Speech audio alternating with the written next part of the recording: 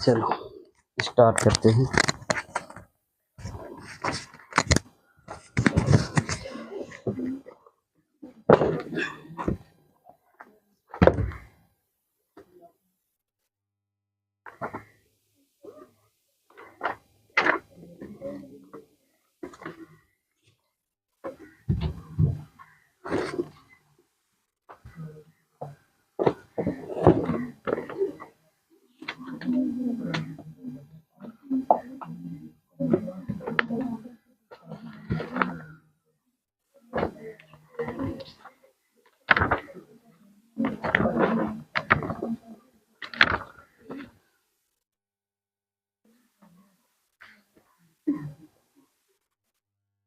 ये डायरेक्ट समष्टि दिया है। चलिए देखिएगा, आज हम लोग पढ़ेंगे कक्षा 12 बायोलॉजी में एक नया लेसन, जिसका नाम है, यूनिट है आपकी जीव एवं समष्टि या पारिस्थितिकी एवं पर्यावरण। इस नाम से आप में यह यूनिट है, क्लियर। जिसमें 2 लेसन है, एक परितंत्र करके होगा और एक जीव एवं संरक्षण करके होगा। 2 लेसन है, जिसमें पहला वाला क्या है, परितंत्र। परितंत्र में हम लोग पढ़ेंगे जीव एवं पर्यावरण, वास स्थान, जिसे आप लोग निवास स्थान भी कहते हैं, इसे निवास स्थान भी कहते हैं, इसी को विज्ञान की भाषा में वास स्थान कहते हैं, ठीक। इसके बाद सेकेंड टॉपिक होगा इसमें समष्टि एवं पारिस्थितिकीय अनुकूलन। अनुकूलन का मतलब कभी कभी कुछ जंतु या जीव अपने वास स्थान को छोड़कर किसी दूसरे वास स्थान में क्या करते हैं, निवास कर जाते हैं या पलायन कर जाते हैं। जैसे हमारे यहाँ के कुछ लोग रहते हैं भारत में और भारत छोड़ के विदेशों में क्या हो जाते हैं, सेटल हो जाते हैं ना। उसी प्रकार कुछ जीव और जंतु होते हैं, पशु और पक्षी होते हैं, जो एक स्थान से दूसरे स्थान पर क्या करते हैं, पलायन करते हैं। तो वहाँ के वातावरण के अनुसार अपने आप को क्या कर लेते हैं, परिवर्तित कर पाते हैं, क्लियर। इसी प्रकार अगला पॉइंट होगा समष्टि। समष्टि का मतलब होता है पॉपुलेशन, भीड़ जिसे हम कहते हैं, जहाँ पर लोगों का क्या होता है, समूह होता है। पक्षियों का समूह होगा, पशुओं का समूह होगा, जंतुओं का समूह होगा, मानव का समूह होगा। समूह कोई आप जीव विज्ञान की भाषा में क्या कहते हैं, समष्टि। इसके बाद आएगा सहोपकारिता। सहोपकारिता का मतलब 1 और 2, मतलब यहाँ पर कम से कम 2 जीव रहेंगे, दोनों एक दूसरे के ऊपर किसी न किसी या तो प्रत्यक्ष या तो अप्रत्यक्ष रूप से डिपेंड रहेंगे। हो सकता है इसमें किसी को लाभ हो, किसी को कोई मतलब न लाभ हो न हानि हो, या दोनों को लाभ हो सकता है, या दोनों में से किसी एक को हानि होगी और एक को क्या होगा, लाभ होगा। ऐसा कुछ रिलेशन हम इसमें पढ़ेंगे। इसके बाद है प्रतिस्पर्धा। प्रतिस्पर्धा का मतलब जैसे 2 जीवों के बीच संघर्ष होता है, भोजन के लिए, आवास के लिए, किसी अन्य पदार्थ के लिए। फिर परभक्षण। परभक्षण में तो आप जानते हैं कि एक जीव दूसरे जीव के ऊपर निर्भर रहता है, आश्रित रहता है। परजीविता। परजीविता और परभक्षण में बस फर्क इतना है कि परभक्षण में एक जीव जिस जीव के ऊपर रहेगा उसको मार के खा जाएगा, परजीविता में मार के खाएगा नहीं, उसके ऊपर आश्रित रहेगा। परभक्षण का मतलब सपोज हमारे ऊपर कोई जीव रहता है और वह जीव हमें क्या करेगा, मारेगा और हमारा क्या कर लेगा, भक्षण कर लेगा, यानी हमें खा जाएगा। परजीविता में क्या होगा कि एक जीव हमारे ऊपर रहेगा, जैसे कि सर में जूं होता है, बिस्तर में खटमल होता है, तो वह एक दूसरे के ऊपर डिपेंड होंगे। जूं हमारे सर में है, हमको कोई फर्क उतना नहीं पड़ता है, लेकिन हमारे ऊपर रह के वो अपना क्या करता है, जीवन यापन करता है, परजीविता। फिर आएगा समष्टि के गुण। समष्टि का गुण कभी कभी पॉपुलेशन बढ़ जाती है, कभी कभी पॉपुलेशन घट जाती है। अगर एक ग्रुप में लोगों की संख्या इतनी ज़्यादा हो जाए तो वह ग्रुप अपने आप 2 भागों में या 3 भागों में क्या हो जाता है, बंट जाता है। तो कभी संख्या घट जाती है, कभी बढ़ जाती है। एक होता है जन्म दर और एक होता है मृत्यु दर। कभी कभी एक निश्चित स्थान पर जीवों या जंतुओं या समूहों की संख्या में एकाएक क्या होती है, वृद्धि। जैसे हमारे गाँव में मान लेते हैं कि 50 घर है, उस 50 घर में से बच्चा पैदा होने वालों की संख्या 10 है। हर साल 10 बच्चे पैदा होते हैं और मरने वालों की संख्या क्या है, कम है। हर साल में 2 लोग मरते हैं, 10 लोग पैदा होते हैं, तो हमारी गांव की जन्म दर क्या होगी, अधिक होगी। अगर हम इसी का उल्टा कर दें कि हमारे गांव में हर साल लगभग 10 लोग मरते हैं, 2 लोग पैदा होते हैं, तो वहाँ पर क्या हो जाएगा, मृत्यु दर। फिर आगे कह रहा है आयु वितरण। आयु वितरण का मतलब हमारे गाँव में इस समय या हमारे शहर में या हमारे मोहल्ले में जो आयु वितरण है, यानी हम अपने उम्र को ही बांट लें, जैसे शैशवावस्था, बाल्यावस्था, किशोरावस्था, प्रौढ़ावस्था और वृद्धावस्था। तो किस उम्र में सबसे ज़्यादा लोगों की संख्या है, हमारे गांव में शैशवावस्था यानी बच्चों की संख्या ज़्यादा है, बाल्यावस्था मतलब बालकों की संख्या ज़्यादा है, किशोरावस्था यानी किशोरों या किशोरियों की संख्या ज़्यादा है, प्रौढ़ावस्था मतलब मैच्योर पर्सन की संख्या ज़्यादा है, या वृद्धावस्था बुजुर्गों की संख्या क्या है, ज़्यादा है, तो यह आ जाएगा आपका किसमें, आयु वितरण में। इसके बाद यह लेसन क्या हो जाएगा, समाप्त। इसके बाद अगला लेसन होगा जैव विविधता एवं संरक्षण, बायोडाइवर्सिटी एंड, संरक्षण को क्या बोलते हैं, रिजर्व क्षेत्र शायद। जैव विविधता एवं संरक्षण में क्या पढ़ेंगे, तो सबसे पहले हम पढ़ेंगे जैव विविधता कहते किसे हैं। जैव विविधता का शब्द का जो शाब्दिक अर्थ होता है, जैव विविधता का मतलब एक किसी निश्चित स्थान पर विभिन्न प्रकार के या विशेष प्रकार के जीव जंतु या पादप की उपस्थित होना। यानी हमारे क्षेत्र विशेष में एक प्रकार का ऐसा पौधा पाया जाता है जो दुनिया के किसी भी क्षेत्र में नहीं पाया जाता है, या आपके क्षेत्र विशेष में एक ऐसा पौधा या जंतु या पशु या पक्षी पाया जाता है जो कहीं और नहीं पाया जाता है। ठीक है, तो वही हमारी क्या है, बायोडाइवर्सिटी है, और उसका हम क्या करेंगे, देख रेख करेंगे, सुरक्षा करेंगे, तो यानी संरक्षण करेंगे। क्लियर। फिर इसमें कह रहा है कि जैव विविधता की संकल्पना, इसकी संकल्पना क्या है, तो हमारे देश में या विश्व बैंक जो होता है या विश्व स्वास्थ्य संगठन जो है या दुनिया की जो न्यायालय है, उन्होंने एक यूनिट बनाई है या एक संघ बनाया है जिसे हम लोग IUCN के नाम से जानते हैं। उस IUCN ने कुछ नियमावली प्रस्तुत की है जिसके तहत हम विभिन्न प्रकार के पशु पक्षियों पेड़ पौधों का क्या करते हैं, संरक्षण करते हैं। उसके बदले हमें कुछ रिवार्ड भी मिलता है, और हमारे देश में कुछ विभिन्न प्रकार के हॉटस्पॉट या एक ऐसे वन्य जीव के प्राणी पाए जाते हैं जो पूरी दुनिया में नहीं पाए जाते हैं। इसमें पढ़ेंगे। फिर कह रहा है कि जैव विविधता के प्रतिरूप, अगर जैव विविधता हमारे क्षेत्र में है तो उसके लिए या उसके प्रति हमारे देश के कुछ मौलिक कर्तव्य या मूल कर्तव्य बनते हैं, उससे हमको कुछ लाभ होता है, कुछ फायदा होता है। जैसे कुछ अगर विभिन्न प्रकार के हमारे पास जीव जंतु हैं, अगर उसको देखने के लिए लोग विदेशों से आएंगे तो कहीं ना कहीं हमारे देश के आर्थिक विकास में क्या होंगे, सहायक होंगे, हमें कहीं ना कहीं धन मिलेगा, लाभ हमें प्राप्त होगा। फिर उसी का कह रहा है कि इसका महत्व, क्षति, महत्व का मतलब जैव विविधता का क्या होगा, कोई ना कोई महत्व होगा, जैव विविधता में क्षति होगी, किसी प्रकार का नुकसान होगा, जैव विविधता का संरक्षण, यानी हम उसका क्या करेंगे, संरक्षण। फिर कह रहा है हॉटस्पॉट, हॉटस्पॉट मतलब इसको हम हिंदी में तप्त स्थल भी कहते हैं। तप्त स्थल का मतलब होता है कि वही ऐसा क्षेत्र विशेष जहां पर दुनिया में कहीं पर भी वह जीव या पौधा नहीं पाया जाता है जो इस क्षेत्र में पाया जाता है। वर्तमान में भारत में कुल 3 हॉटस्पॉट हैं, तप्त स्थल हैं, जिसमें से कुछ ऐसे विभिन्न प्रकार के सूक्ष्म जीव, जलीय पौधे या स्थलीय पौधे पाए जाते हैं जो पूरे विश्व में कहीं नहीं पाए जाते। पूरे विश्व में अगर हम बात करें तो 33 नहीं, शायद 33 या 35 करके कुछ हैं तप्त स्थल हैं पूरे विश्व में। 200 देशों में से 33 ही हॉटस्पॉट हैं, जिसमें से 3 किसके पास है, भारत के पास है। यानी 3 भारत के पास है, मतलब एक पूर्वी हिमालय, एक पूर्वी तट है, एक आपका क्या है, इंडो वर्मा है, और एक आपका ट्रांस हिमालय या जिसे हम लोग हिमालय कहते हैं। हिमालय में विशेष प्रकार की वही जो आपने रामायण और महाभारत में कहानी सुनी थी, संजीवनी बूटी वाली, वह जो पौधा है वह केवल हमारे पास ही पाया जाता है, हिमालय में। इसके बाद जो हमारा पूर्वी तट है, यानी महाराष्ट्र, गुजरात, कर्नाटक और केरल वाला समुद्र के किनारे, वहाँ पर विशेष प्रकार के सीप और मोती और शंख पाए जाते हैं। फिर उसी प्रकार से इंडो वर्मा, यानी जो आपका इस समय अरुणाचल प्रदेश, नागालैंड और मिजोरम, और उधर जो वर्मा है या म्यांमार करके जो देश है उससे जो चिपका हुआ है, वहाँ पर विशेष प्रकार की कुछ प्रजातियाँ पाई जाती हैं। इसलिए भारत में कुल कितने हॉटस्पॉट हैं, 3।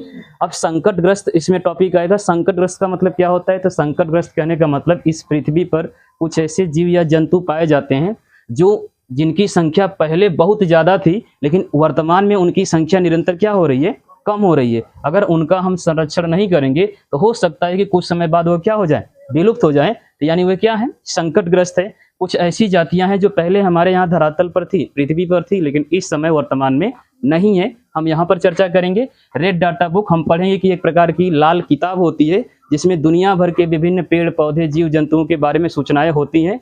कुछ लोग ऐसे कुछ ऐसे पेड़ पौधे जीव जंतु हैं जो पहले थे, वर्तमान में नहीं है, उनकी भी सूचना इस किताब में क्या होती है, उपस्थित होती है। वर्तमान में कुछ ऐसे जीव भी हैं, अगर जिनका संरक्षण हम नहीं करेंगे इस किताब के अनुसार, तो भविष्य में वो भी क्या हो जाएंगे, समाप्त हो जाएंगे, विलुप्त हो जाएंगे। इस बुक के अनुसार इसमें लगभग 4 से 5 प्रकार के पेज होते हैं। लाल होता है, सफ़ेद होता है, हरा होता है, पीला होता है, भूरा होता है, इस टाइप के, और ग्रीन भी होता है। फिर अगर आगे हम पढ़ें तो फिर हमारा टॉपिक आएगा बायोस्फीयर रिजर्व। बायोस्फीयर रिजर्व कहने का मतलब आप लोगों ने पार्क वगैरह देखा होगा, पार्क, उद्यान या संग्रहालय, जिसे आप लोग ना बोलते हैं, हिंदी में क्या बोलते हैं, लाइब्रेरी जिसे कहते हैं, तो संग्रहालय या पुरातत्व स्थल होता है। वहाँ पर विभिन्न प्रकार के पहले से या जैसे आप इतिहास भूगोल में पढ़े होंगे ना कि जब खुदाई हो रही थी तो एक वो मिला था, क्या बोलते हैं, हड़प्पा सभ्यता। तो मुख्य रूप से हड़प्पा सभ्यता की खोज कैसे हुई? तो वास्तव में जो भारत से पाकिस्तान के लिए एक समझौता एक्सप्रेस ट्रेन चलती थी, अभी है नहीं, 2019 में बंद हो गई। जब वो 14 अप्रैल 14 फरवरी वाला जब से कांड हुआ, लगभग 35 से 33 सीआरपीएफ के जवान मारे गए, तब से वो समझौता एक्सप्रेस बंद है। तो वही एक्सप्रेस की जब लाइन बिछाई जा रही थी ना, मतलब ट्रेन की पटरी बिछाई जा रही थी, तो ट्रेन की जब पटरी बिछाई जाती है तो उससे पहले जेसीबी उसको क्या करती है, खोदती है। अगर थोड़ा बहुत गड्ढा वड्ढा रहता है तो उसे बराबर करती है। तो रेलवे लाइन बिछाने के लिए वहां पर भारतीय सरकार कुछ कार्य कर रही थी, जिस दौरान उन्हें क्या मिला, एक नगर की क्या हुई, स्थापना हुई। मतलब जब जमीन में वो खोद रही थी तो उसे घर मिलने लगे। जैसे जेसीबी, जैसे आपके ही ट्रैक डबल हो रहा है ना, तो जेसीबी कार्य करती है, तो रास्ते को खन रही थी तो उसे घर मिले। जब घर मिले तो यह सूचना सरकार के पास गई। तो सरकार के पास जब गई तो वो सरकार ने वहां से कुछ ऐसे लोगों को भेजा जो पुरातत्वों के बारे में अच्छी जानकारी रखते हों। उसके लिए फिर जब वे लोग आते हैं तो उसकी खुदाई करते हैं, तो उन्हें पूरा एक बसा बसाया हुआ नगर मिलता है ना। तो उन सब के बारे में हम लोग इसी में पढ़ेंगे। रिजर्व क्षेत्र, राष्ट्रीय उद्यान का मतलब वही है, और सेंचुरी का भी मतलब वही है। जैसे पार्क होता है, या नेशनल पार्क होता है, या राष्ट्रीय उद्यान होता है, तो इन सब के चीज़ों के बारे में हम लोग यहाँ पर पढ़ेंगे। ठीक है, तो मुख्य रूप से आज हमारा यही टॉपिक रहेगा। अगर टिक गए 6 बजे तक तो शायद पहला वाला कवर कर लेंगे, नहीं तो फिर भी कोशिश करेंगे कि यहाँ तक पहुँच जाए, एक लेसन क्लियर हो जाए। टिक जाएंगे ना? खाना वाना खा के आए हैं, ना खा के आए हैं? 10 रुपया लेके आए हैं ना मोनू की तरह? अगर 10-10 रुपया निकालेंगे तो समोसा आ जाएगा, उतना में काम हो जाएगा। चलिए कोई नहीं, आज हम लोग पढ़ेंगे पारिस्थितिकी तंत्र एवं पर्यावरण। वास्तव में यह हमारी 5वीं यूनिट है। इस 5वीं यूनिट में यही हमें पढ़ना है। अब इसको आप चाहे एक संडे में निकाल लो, 2 संडे में निकाल लो, या 4 संडे में, संडे संडे करके ही इसे उड़ाएंगे। क्लियर? चलिए, तो सबसे पहले हेडिंग डालेंगे, पीछे से मतलब, हाँ लास्ट यूनिट है यह आपका। हमने एक बार सोचा कि हम सिलेबस आपको बता दें कि क्या है कैसे है, फिर एक एक करके एक एक पॉइंट को हम लोग पढ़ेंगे। ठीक है, चाहे तो राइट डाउन कर ले, नहीं तो फिर आगे बढ़ते हैं।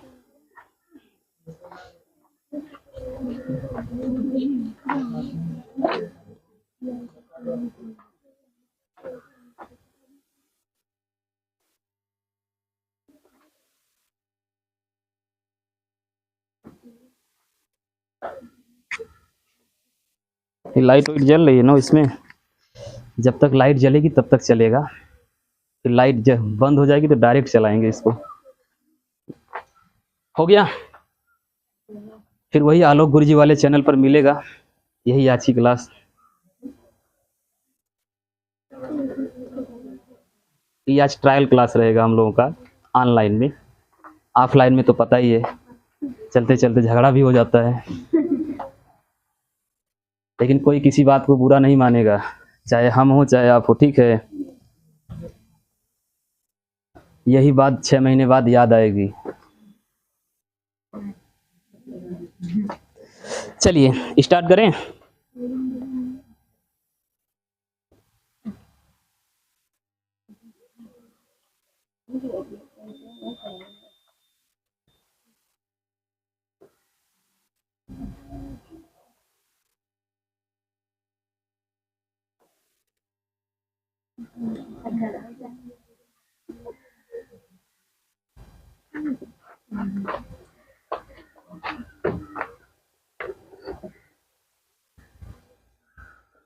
हेडिंग डालिएगा जैविक समुदाय। इसमें जैसे पहला पॉइंट है ना जीव, तो जीव या पर्यावरण, तो पर्यावरण तो आप वही घिसा पीटा वाला परिभाषा है, अगर किसी को याद है तो एक बार कह ले भाई, पर्यावरण किसे कहते हैं? तो पर्यावरण का वही संधि विच्छेद, परिधन आवरण बराबर पर्यावरण, तो किसे कहते हैं बताइए?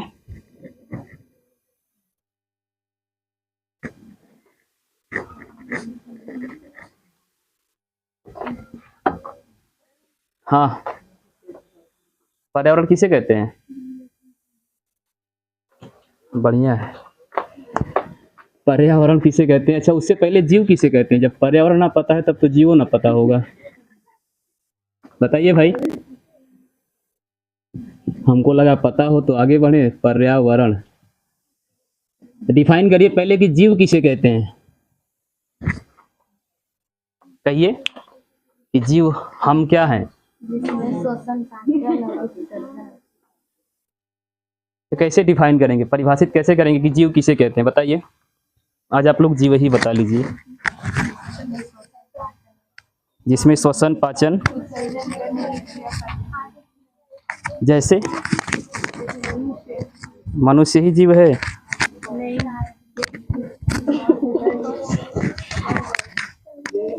भेड़ बकरी,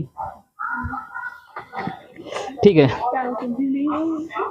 चलिए बात करेंगे जीव या सजीव की। तो सजीव तो बता सकते हैं ना, सजीव किसे कहते हैं?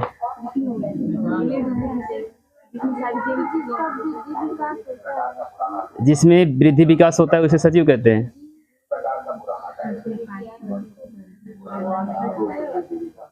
हाँ जी, देखिए बात करेंगे जीव की तो आसान शब्दों में जो जीव द्रव्यों का समूह होता है ना, आप कोशिका पढ़े होंगे ना कक्षा 11 में, तो कोशिका में आप एक शब्द पढ़े होंगे जीव द्रव्य।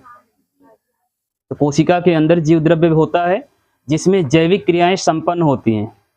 जिस कोशिका में जैविक क्रियाएं संपन्न होती हैं उसे ही क्या बोलते हैं? जीव या सजीव। आसान शब्दों में कहें तो किसी भी जीव या वस्तु का निर्माण, जैसे अगर हम बात करें सजीव और निर्जीव की, लिविंग और नॉन लिविंग की, तो उनका निर्माण कहीं ना कहीं या तो सजीव से हुआ होगा या तो निर्जीव से हुआ होगा। इस पृथ्वी पर जितने भी तत्व हैं या एलिमेंट्स हैं या अणु हैं, उनको बनाने में या तो कोई ना कोई सजीव होगा या कोई ना कोई क्या होगा? निर्जीव। जैसे आप अगर रसायन विज्ञान की भाषा में पढ़ें तो रसायन विज्ञान के हिसाब से कोई भी जीव या पादप है या कोई जीव है, जंतु है या पौधा है, उसके शरीर को बनाने में किसी न किसी तत्व का क्या है? योगदान है। जीव विज्ञान भी वही कहता है कि एक कोई कोशिका है, उस कोशिका को बनाने में जिन तत्वों का संयोग किया गया है वे तत्व एक निश्चित क्रम में मिलकर जैविक क्रिया को संपन्न करते हैं। आप जीव विज्ञान और केमिस्ट्री की जब दोनों का डिफिनीशन निकालेंगे ना, तो जीव विज्ञान भी कहेगा कि एक कोशिका है, उस कोशिका का निर्माण विभिन्न प्रकार के तत्वों से हुआ है और वे तत्व एक निश्चित अनुपात में जुड़े हुए हैं, और निश्चित अनुपात में जुड़े होने के कारण उनके अंदर जैविक क्रियाएं क्या होती हैं? संपन्न। जैविक क्रिया का मतलब वही श्वसन, पाचन, उत्सर्जन, जनन, परिसंचरण, गमन आदि ऐसी क्रियाएं अगर उसके अंदर होती हैं उसे जीव या सजीव कहते हैं। जिसके अंदर यह क्रियाएं नहीं होंगी उसे क्या बोलेंगे? निर्जीव। बात समझ में आई? कोशिकाओं का निर्माण एक निश्चित अनुपात में मिले हुए तत्वों से होता है और उन कोशिकाओं में अगर जैविक क्रिया संपन्न होती है तो वह जीव या सजीव कहलाएगी। उसमें जैविक क्रिया संपन्न नहीं होती है उसे क्या बोलेंगे? निर्जीव। क्लियर? अब बात करते हैं पर्यावरण की। तो पर्यावरण किसे कहते हैं? तो आप कक्षा 8 से पढ़ते चले आ रहे हैं कि पर्यावरण परिधन आवरण। परि मतलब चारों ओर, आवरण मतलब घिरा हुआ। पर्यावरण का मतलब चारों ओर से घिरा हुआ, यानी एक ऐसा क्षेत्र विशेष जो चारों तरफ से किसी आवरण से घिरा हुआ है उसे हम क्या बोलते हैं? पर्यावरण। अरे वही डिफिनीशन है ना, परिधन आवरण। लिखवाए के मन बा, ऐसे ही लिखते हैं परि आवरण। परि का मतलब होता है चारों ओर, आवरण का मतलब घिरा हुआ। हम लोग कक्षा 8 से पढ़ते हुए आ रहे हैं, यानी चारों ओर से क्या है? घिरा हुआ है, तो उसे ही क्या बोलते हैं? पर्यावरण। क्लियर? चलिए, तो हेडिंग है हमारी जैविक समुदाय।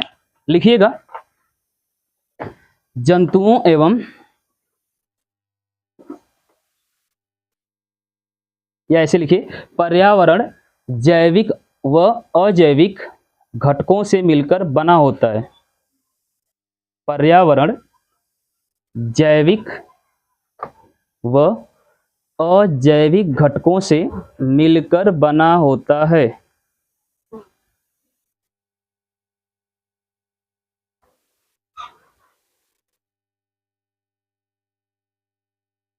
पर्यावरण जैविक व अजैविक घटकों से मिलकर बना होता है।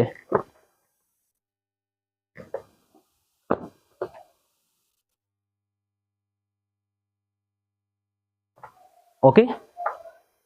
प्राकृतिक रूप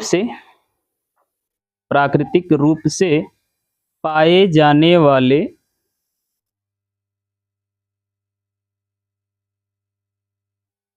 प्राकृतिक रूप से पाए जाने वाले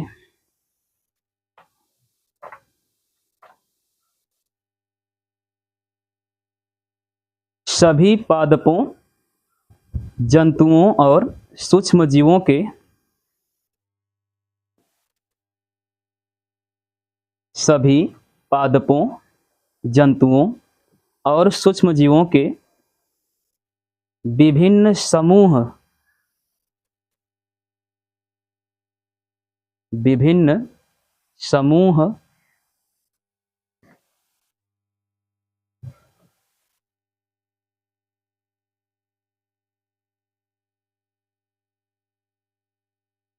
से विभिन्न समूह एक मिनट विभिन्न समूह जो एक ही वातावरण में रहते हैं, विभिन्न समूह जो एक ही वातावरण में रहते हैं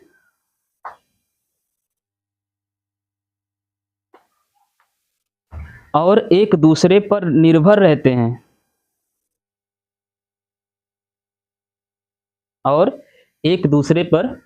रहते हैं उसे ही जैविक समुदाय कहते हैं।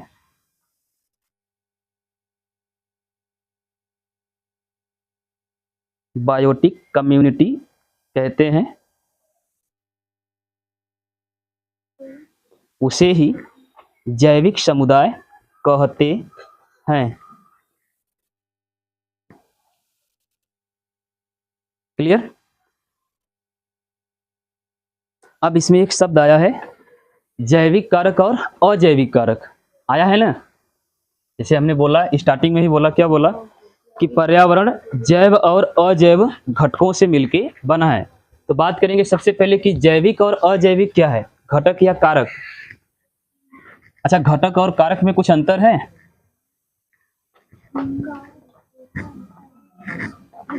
घटक मतलब जिससे मिलके बना हो, कारक मतलब जो उसमें उपस्थित हो। तो वही तो डिफाइन करना है कि घटक और कारक एक ही है कि अलग अलग है।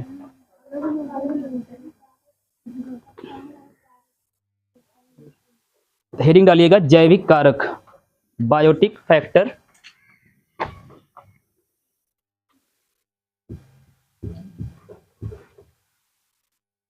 जैविक कारक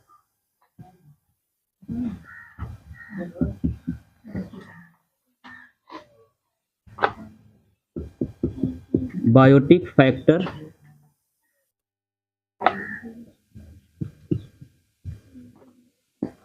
यानी हमारे पर्यावरण में उपस्थित सभी सजीव कारक, हमारे पर्यावरण में उपस्थित सभी सजीव कारक ही क्या कहलाएंगे, जैविक कारक।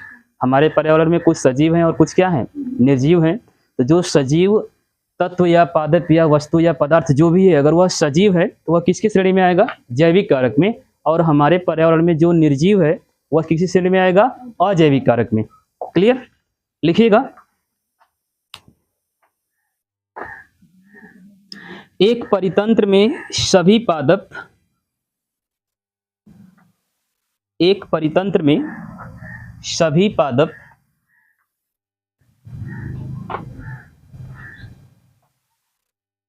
एक परितंत्र में सभी पादप एवं जंतु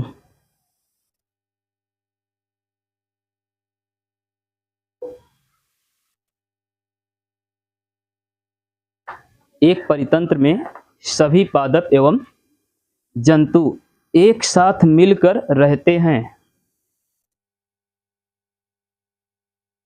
एक साथ मिलकर रहते हैं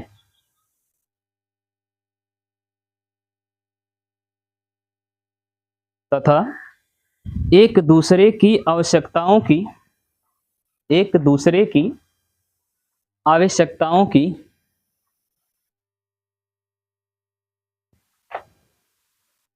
एक दूसरे की आवश्यकताओं की पूर्ति करते हैं,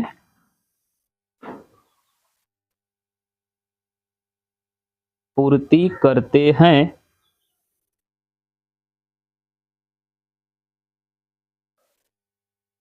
जैविक घटक कहलाते हैं। जैविक घटक कहलाते हैं। कारक हेडिंग है ना, तो सब्र करिए, एक लाइन आगे मिलेगा। मतलब जो सजीव हैं, पादप और जंतु, जो एक दूसरे के साथ मिलकर रहते हैं और एक दूसरे के ऊपर क्या है, डिपेंड है। हम मानव या जंतु पादपों पर निर्भर हैं, पेड़ पौधों पर क्या है, निर्भर है, यानी हम क्या हैं, जैविक घटक। ठीक है, आगे चेंज करके, जैविक घटक एक दूसरे को प्रत्यक्ष तथा अप्रत्यक्ष रूप से, जैविक घटक एक दूसरे को जैविक घटक एक दूसरे को प्रत्यक्ष एवं अप्रत्यक्ष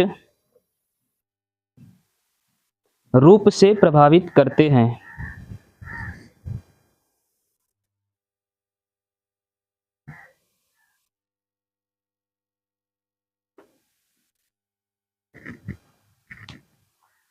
ओके, जैविक कारक कहलाते हैं। जैविक कारक कहलाते हैं।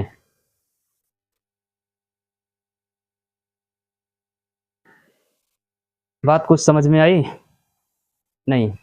अर्थात एक शब्द में लिखिए, मतलब एक लाइन में लिखिएगा, अर्थात किसी स्थान पर उपस्थित सभी सजीव या जीव, अर्थात करके किसी स्थान पर उपस्थित सभी सजीव या जीव जैसे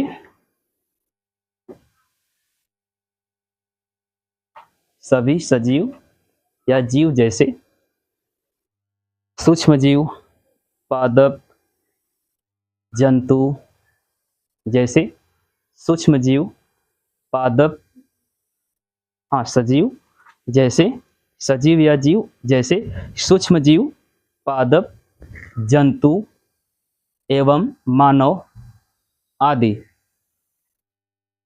मानव आदि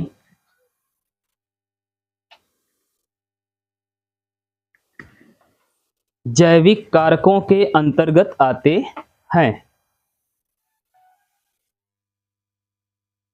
जैविक कारकों के अंतर्गत आते हैं।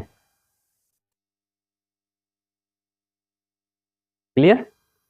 अगर हमें पूरा ना याद हो तो हम एक लाइन में भी बता सकते हैं कि किसी क्षेत्र विशेष में पाए जाने वाले सभी सजीव या जीव ही क्या कहलाएंगे, जैविक कारक। क्लियर? इसी का ठीक उल्टा हो जाएगा अजैविक कारक। इसी स्थान विशेष पर पाए जाने वाले सभी निर्जीव वस्तुएं या जीव ही क्या कहलाएंगे, अजैविक कारक। क्लियर? घटक और कारक में बस थोड़ा सा माइनर है कि घटक जैसे हम मानव है अर्थात एक जीव है, पेड़ या पौधा एक जीव है, हम हमारे और पेड़ के बीच में कोई न कोई पारस्परिक संबंध है, हम दोनों एक दूसरे के ऊपर आश्रित हैं, निर्भर हैं, और हम दोनों ही जैविक कारक के क्या हैं, घटक हैं, और हमसे मिलकर ही जैविक कारक का क्या हो रहा है, निर्माण।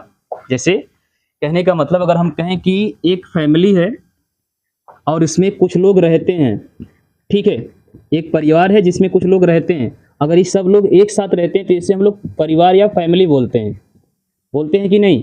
लेकिन इसमें सभी के सभी सदस्य सजीव है ना, सभी के सभी जीव हैं। अगर हम किसी एक पार्टिकुलर पर्सन की बात करेंगे तो इसे बोलेंगे सदस्य या मेंबर, सदस्य या मेंबर बोलेंगे या अवयव बोलेंगे।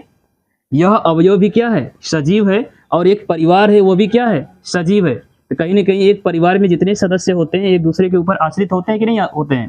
तो ठीक उसी प्रकार से अगर हम इस पूरे को क्या बोल दें, जैविक कारक, पूरे को क्या कह दें, जैविक कारक, तो जैविक कारक में ये जो छोटे छोटे मेंबर हैं, सदस्य हैं, यह एक क्या है, जैविक घटक है। यह क्या है, घटक, और यह एक घटक दूसरे घटक पर क्या है, आश्रित है, यानी पारस्परिक इनके बीच में क्या है, संबंध है, और ये सभी के सभी एक निश्चित स्थान पर ही वास करते हैं। वास मतलब निवास करते हैं। तो इन निवास स्थान के आधार पर अगर सभी के सभी लोग सजीव हैं, इसे क्या बोलेंगे, जैविक कारक। अगर यही सभी के सभी लोग क्या होते हैं, निर्जीव होते, तो इसे हम लोग क्या बोलते हैं, अजैविक कारक।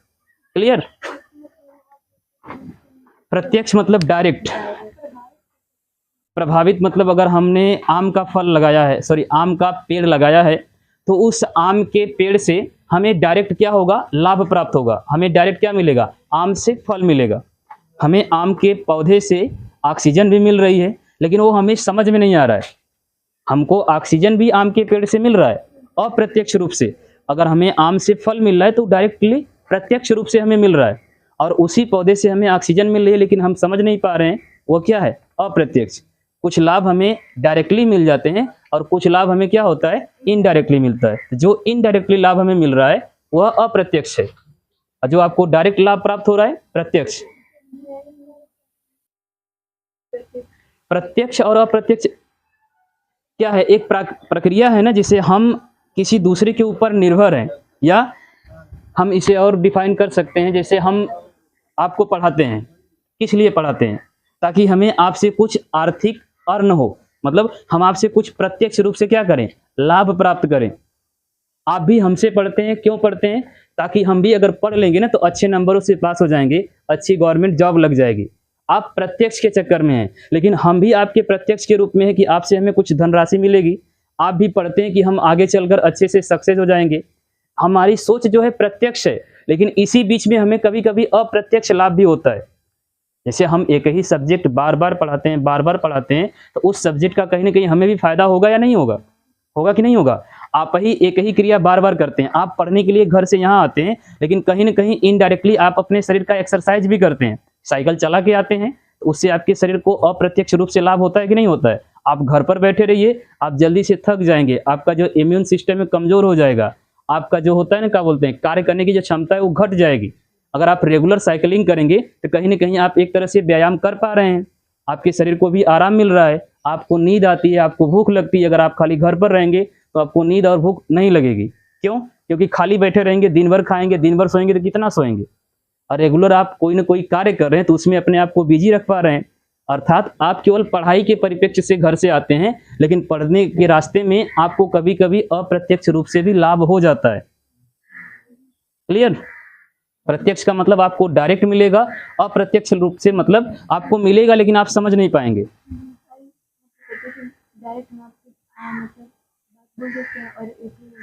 हाँ, जैसे कहने का मतलब हम वही सही है, हम किसी से कुछ कहना चाहें तो हम डायरेक्टली उनसे कुछ बात कर लें। जैसे हम जाएंगे उस पर्सन के पास, उसे बुलाएंगे और उससे अपनी बात कहेंगे, डायरेक्ट सीधे गए, बात बोले, चले आए। इनडायरेक्ट का मतलब हम किसी दूसरे के माध्यम से कहेंगे। हम कहेंगे कि हम आपसे एक बात कहते हैं, आप हमारी बात उन तक पहुंचा दीजिए। ये क्या हो गया? इनडायरेक्ट। हम डायरेक्ट जाके बोल दिए या किसी दूसरे से कह दिया, वो दूसरा व्यक्ति जाएगा तब ना आपसे बताएगा। इनडायरेक्ट। क्लियर? ठीक है, आगे जैविक समुदाय हो गया। चलिए अगली हेडिंग डालिएगा, समष्टि।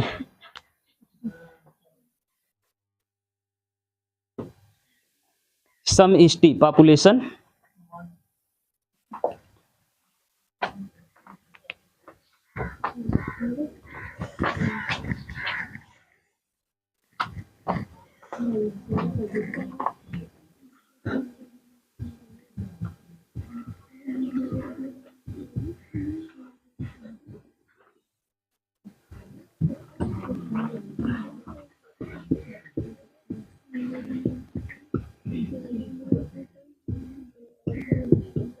पॉपुलेशन, समष्टि। क्लियर? तो बताइए पॉपुलेशन या भीड़ किसे कहते हैं?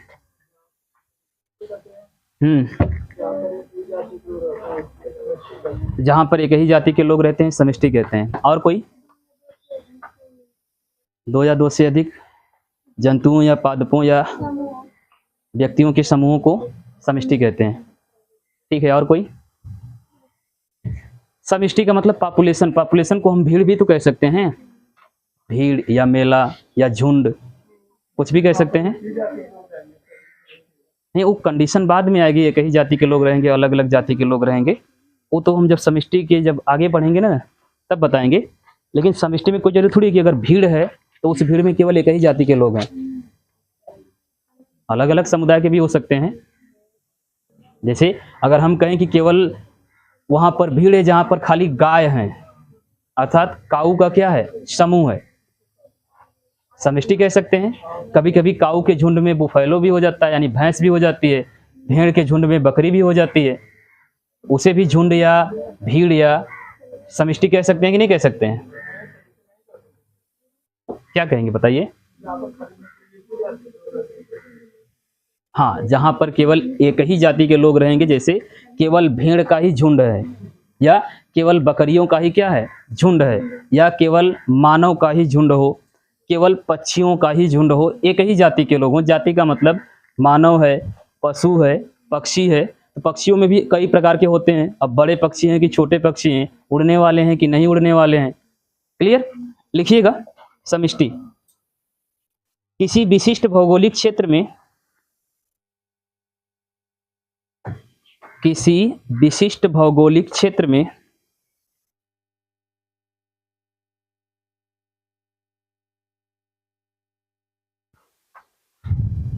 विशिष्ट भौगोलिक क्षेत्र में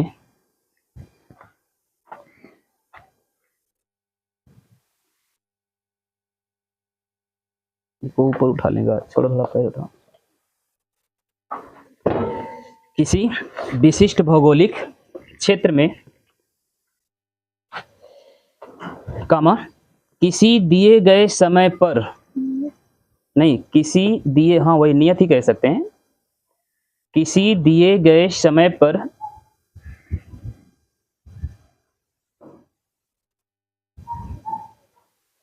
निवास एवं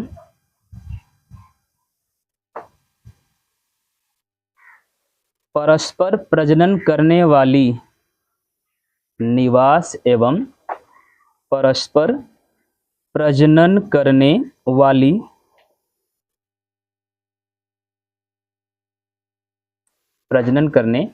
वाली समान जाति के जीवधारियों के, समान जाति के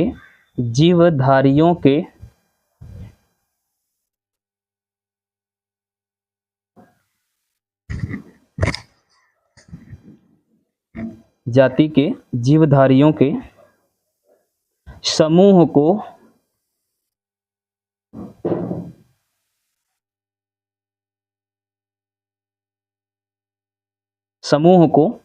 उस जीव की समष्टि कहते हैं।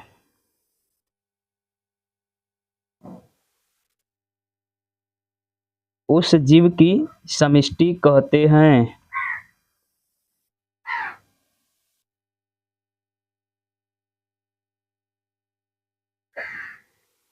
तो आसान शब्दों में इसे क्या कह सकते हैं कि किसी एक ही क्षेत्र विशेष में एक ही जीव के जातियों के समूह को, एक निश्चित क्षेत्र होगा, उस निश्चित क्षेत्र में एक ही प्रकार के जातियों का जो समूह होगा, एक ही प्रकार, जैसे मानव है तो केवल मानव का समूह हो, पशु है तो केवल पशुओं का समूह हो, पक्षी है तो पक्षियों का क्या हो, समूह हो, लेकिन वह क्षेत्र निश्चित हो।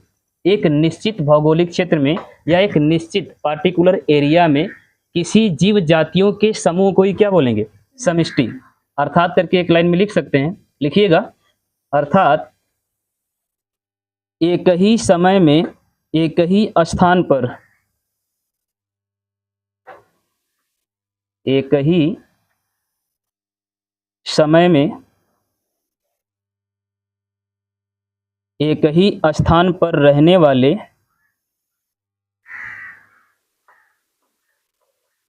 एक ही समय में एक ही स्थान पर रहने वाले एक ही जाति के जीवों के, एक ही जाति के जीवों के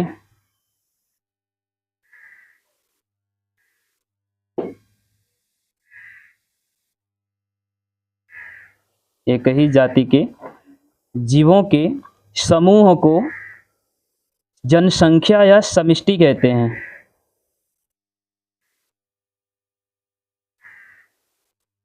जनसंख्या या समष्टि कहते हैं।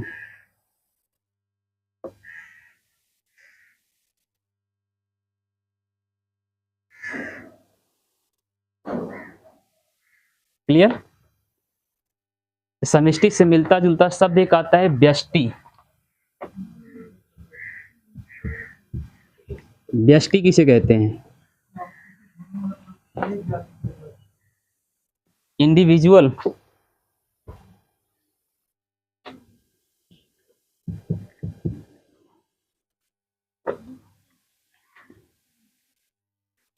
व्यष्टि बताइए।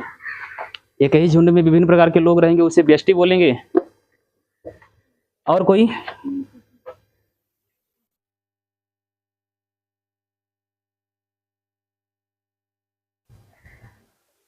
कोई कहे, बताए भाई, व्यष्टि किसे कहते हैं?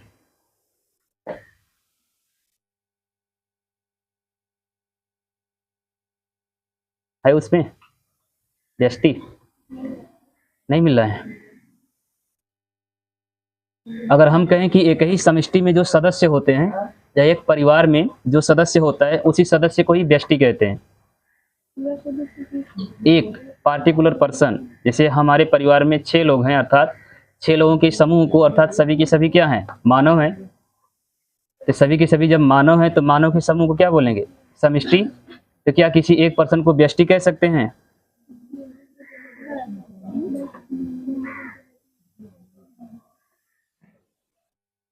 क्या हुआ?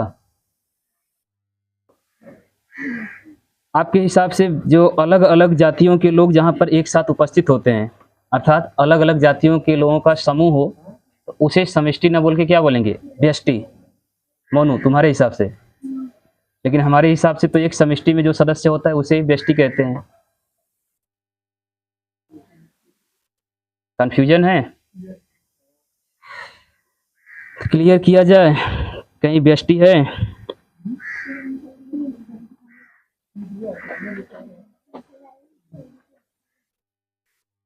देखिए इसमें एक जगह एक लाइन लिखा है, हम पढ़ते हैं। किसी भी परितंत्र में पर्यावरण पारिस्थितिकी में होने वाले परिवर्तनों का सामना, अगर किसी भी परितंत्र के पर्यावरण में कोई बदलाव होता है, किसी भी परितंत्र में उपस्थित, परितंत्र हैं तो विभिन्न प्रकार के जीव होंगे, अर्थात विभिन्न प्रकार की समष्टियां होंगी। समष्टि में तो एक ही प्रकार के जीव होते हैं ना। तो समष्टि का मतलब एक निश्चित पार्टिकुलर जीवों का क्या है? समूह है। अगर उस पर्यावरण में अचानक से बदलाव हो रहा है तो उस बदलाव से किसी एक समष्टि पर कोई प्रभाव पड़ रहा है। पूरी की पूरी पर्यावरण यानी पूरा का पूरा परितंत्र प्रभावित नहीं होता है, लेकिन एक जीव की जातियों को क्या होती है? प्रभावित होती है। जैसे अगर हम बात करें कि एक ऐसा क्षेत्र है जहां पर कभी भी बारिश नहीं हुई, जैसे रेगिस्तान वाला एरिया है, बरसात बहुत कम होती है। अगर वहां पर अचानक मानसून बन जाए और 12 महीने में 4 महीने बारिश हो, जैसे हमारे यहाँ होती है, हर 4 महीने बाद मानसून बदलता है। अगर इसी तरह से आपका राजस्थान में या सहारा रेगिस्तान में होने लगे तो वहाँ पर कुछ ऐसी जातियाँ होती हैं जो इस वातावरण के लिए नहीं बनी है। जहाँ पर 4-4 महीने बारिश होती है, यहाँ पर एक विशेष प्रकार की जीव जातियाँ ही निवास करती हैं। और जहाँ पर साल भर में 1 या 2 महीने या एकाध बार ही बारिश होती है, वहाँ पर विशेष प्रकार के जीव जंतु रहते हैं। वह अपने वहाँ के वातावरण के अनुसार अपने आप को क्या कर लिए हैं? परिवर्तित कर लिए हैं। हम जहाँ पर रहते हैं, अर्थात हमारे यहाँ पर जो जीव जंतु रहते हैं, उन्हें पता है कि हर वर्ष में 4 महीना एक ऐसा मानसून आएगा जिसमें बारिश होगी कि नहीं होगी। लेकिन यही मानसून अगर आपके सहारा रेगिस्तान में या ऐसे क्षेत्र विशेष में हो जहाँ पर आज से पहले बारिश नहीं हुई है, तो वहाँ पर कुछ जीव जातियों का समूह क्या होगा? प्रभावित होगा कि नहीं होगा? होगा ना? नहीं समझ में आया? अचानक हमारे ही यहाँ हम जानते हैं कि हर 4 महीने बाद मानसून बदलता है, लेकिन एक बार ऐसा हो कि 4 महीने बाद मानसून न बदले, केवल ठंडी ठंडी ही रहे, या खाली गर्मी गर्मी ही रहे, या केवल बरसात बरसात ही रहे, तो कुछ जीव जातियाँ ऐसी होंगी जो धीरे धीरे क्या हो जाएंगी? यहाँ से पलायन कर जाएंगी, किसी दूसरे क्षेत्र विशेष में चली जाएंगी। तो जाहिर सी बात है कि प्रभावित हो रही हैं, तभी नहीं एक स्थान से दूसरे स्थान के लिए और जा रही हैं। सुनिएगा, कह रहा है कि किसी परितंत्र में पर्यावरणीय पारिस्थितिकीय में परिवर्तन या पारिस्थितिकियों में होने वाले परिवर्तनों का सामना एकल जीव अर्थात उसी को लिखा है व्यष्टि, एकल जीव या व्यष्टि को ही करना पड़ता है। मतलब इस डिफिनीशन के अनुसार हम यही कह सकते हैं कि एक परितंत्र में कुछ समष्टियां हैं, उस समष्टियों में मान लेते हैं कि एक ही जाति की एक समष्टि है, अब परितंत्र है तो उसमें विभिन्न प्रकार की समष्टियाँ होंगी, मानव की समष्टि, पशुओं की समष्टि, सूक्ष्म जीवों की समष्टि, पक्षियों की समष्टि। सभी लोग एक दूसरे के ऊपर इनडायरेक्टली इंडिपेंडेंट हैं, मतलब एक दूसरे के ऊपर निर्भर हैं। आपने नोटिस किया होगा कि जहाँ पर लोग रहते हैं वहाँ पर पशु और पक्षी रहते हैं। आप कभी ऐसे सुनसान एरिया या क्षेत्र में चले जाइए जहाँ पर मानव की प्राप्ति न हो, जहाँ पर मानव नहीं पाया जाता है, उस क्षेत्र विशेष में आपको पशु और पक्षी भी देखने को कम मिलते हैं। होता है कि नहीं? जैसे ही आगे अगर हम बढ़ते हैं, कुछ दूर और रास्ते पर आगे बढ़ते हैं तो हमको लगता है कि अब सामने गांव पड़ने वाला है, तो उससे गांव से पहले कुछ पशु पक्षी भी हमें को देखने को क्या होते हैं, मिलते हैं। लेकिन अगर केवल सुनसान रास्ता हो तो उस पर पशु और पक्षी भी हमको देखने को नहीं मिलता। होता है कि नहीं होता है? क्लियर? चलिए बेस्टी वाला भी हम लोग क्लियर करेंगे, थोड़ा आगे बढ़ते हैं। अगली हेडिंग डालिएगा, समष्टि के गुण। इसको रखते हैं, बाद में क्लियर करेंगे, ठीक है। अगली हेडिंग है समष्टि के गुण।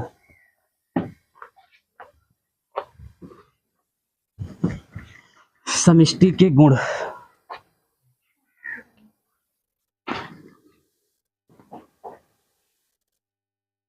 Properties of population. अब गुण का मतलब क्या है? क्या समष्टि निश्चित होती है? उसमें जीवों की संख्या निश्चित होती है? उसमें भी तो संख्या घट सकती है, बढ़ सकती है। लिंग अनुपात घट सकता है, बढ़ सकता है। जन्म दर, मृत्यु दर घट सकती है, बढ़ सकती है। हो सकता है कि नहीं? लिखिएगा, किसी भी जीव की समष्टि में, यहीं से लगभग हम लोगों का ये लेसन 90% क्लियर हो जाएगा। अरे तो इतना जल्दी है? मेन 8-10 तो टॉपिक है, यही टॉपिक में आज कल्याण हो जाएगा।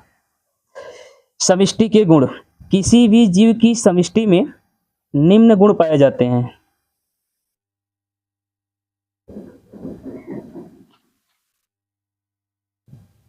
किसी भी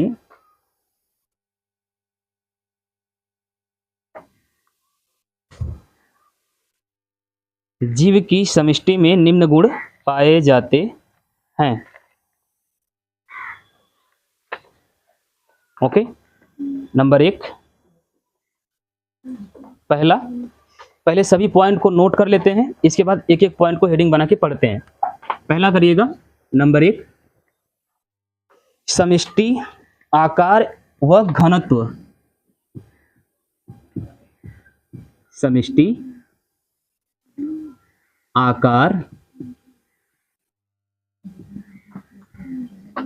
व घनत्व।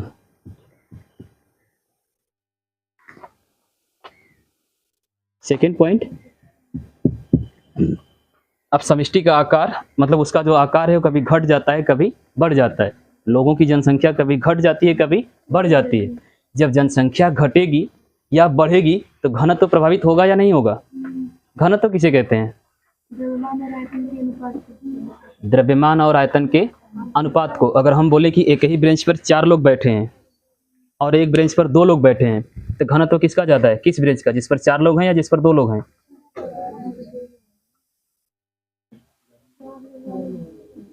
किसका ज्यादा होगा भाई?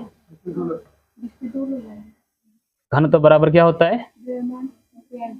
द्रव्यमान बटे। क्लियर? तो बताइए कि घनत्व ज्यादा किसका होगा, जिस पर बेंच पर 4 लोग हैं या जिस बेंच पर 2 लोग हैं?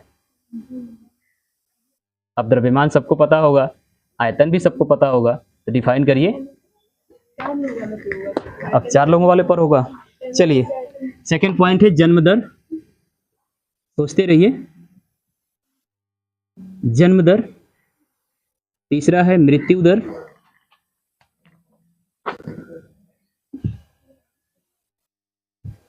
मृत्यु दर। चौथा है लिंग अनुपात।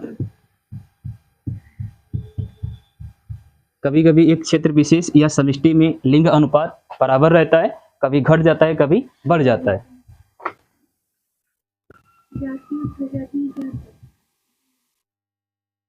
हाँ, जाति और प्रजाति में क्या अंतर है भाई?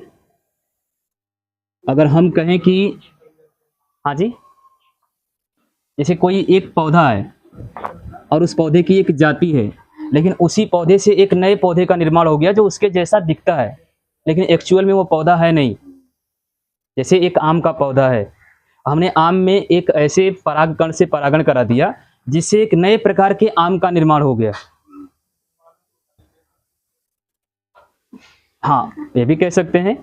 जैसे आम वाला सही है ना, जैसे आम का तो केवल एक ही आम रहा होगा ना स्टार्टिंग में, लेकिन अभी मार्केट में तो विभिन्न प्रकार के आम है, लंगड़ा है तो देसी है तो दशहरी है कि नहीं है। लेकिन आम तो आम होता है, तो उस आम एक ही पौधे में अगर हम किसी अन्य परागकण से परागण कराते हैं तो एक विशेष प्रकार के पौधे का निर्माण हो गया, अर्थात वह आम की एक क्या हो गई, प्रजाति।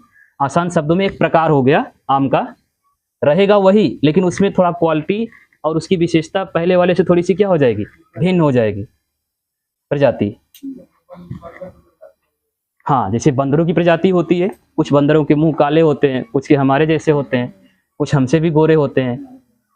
प्रजातियां हैं कि नहीं है, लेकिन सब तो बंदर ही है ना, किसी की पूंछ लंबी, किसी की छोटी, किसी में पूंछ नहीं है। अभी जो आसपास घूमता है उसमें पूंछ है नहीं है? अच्छा है, हाँ, टेढ़ी सी छोटी सी रहती है, लेकिन हाँ, जाति से ही प्रजाति का विकास होता है, निर्माण नहीं, विकास होता है। चलिए, लिंग अनुपात हो गया। अगला पॉइंट, आयु संरचना।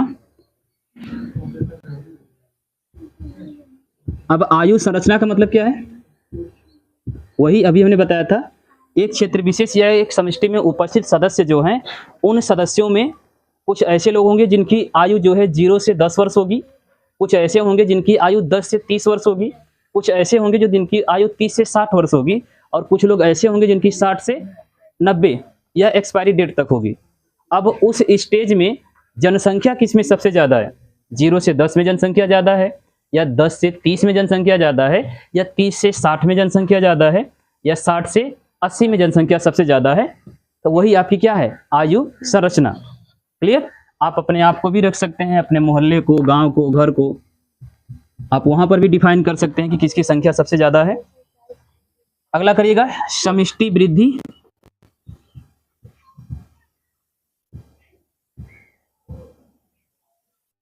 समष्टि वृद्धि अगला है। समष्टि वृद्धि का मतलब कभी हो सकता है कि हम लोग मानव हैं, एक निश्चित क्षेत्र विशेष है जहाँ पर केवल हम ही लोग रहते हैं। हो सकता है कि कोई बाहर देश से, बाहर गांव से हमारे ही जैसे लोग कुछ आकर हमसे क्या हो जाए, जुड़ जाएं, कहीं दूसरे स्थान से पलायन करके हमारे साथ आ जाएं और हमसे मिल जाएं, तो हमारे में वृद्धि होगी या नहीं होगी? होगी। हो सकता है हमारे समूह में से ही कुछ लोग अलग होकर किसी दूसरे क्षेत्र विशेष में चले जाएं, कमी भी तो हो सकती है। ठीक है, अगला पॉइंट, वहन क्षमता। समष्टि वृद्धि हो गया। परिक्षेपण है। अब परिक्षेपण क्या होता है? परिक्षेपण, इसको डिफाइन करिए। परिक्षेपण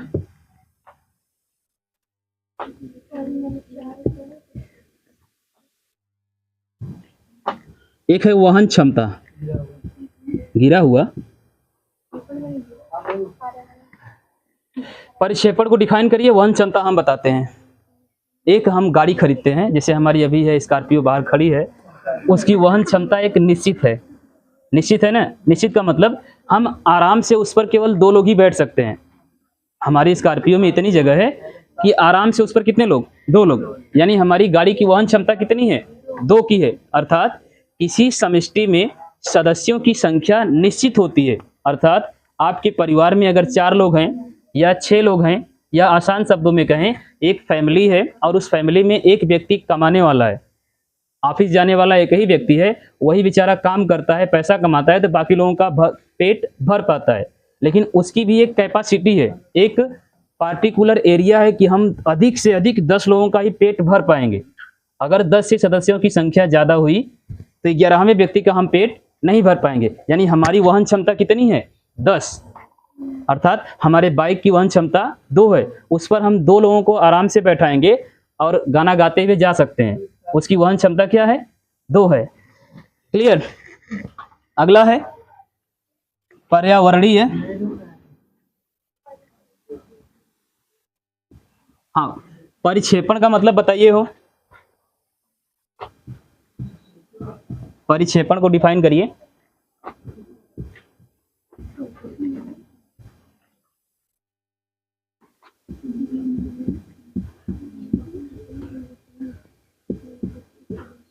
अब पर्यावरणीय प्रतिरोध का तो मतलब समझ में आता होगा। कोई व्यक्ति किसी चीज का प्रतिरोध करेगा, विरोध करेगा, करेगा ना। जैसे ठंडी गर्मी का विरोध करती है, गर्मी बरसात का विरोध करती है। विरोध कैसे कर रही, कैसे अभी कल एकदम टेम्परेचर हाई था, एकदम सबकी हालत खराब थी, यानी गर्मी कह रहे थे कि आप ठंडी मत बढ़ाइए, मतलब बारिश ना हो तो हमारा वर्चस्व क्या रहेगा, बना रहेगा। इसलिए वह गर्मी बरसात का क्या कर रही थी, विरोध, और बारिश होकर उसके टेम्परेचर को क्या कर रही है, उसकी गर्मी को कम कर दे रही है। एक शब्द को हम डिफाइन नहीं कर पाए, परिक्षेपण। अब आप डिफाइन करो क्या होता है।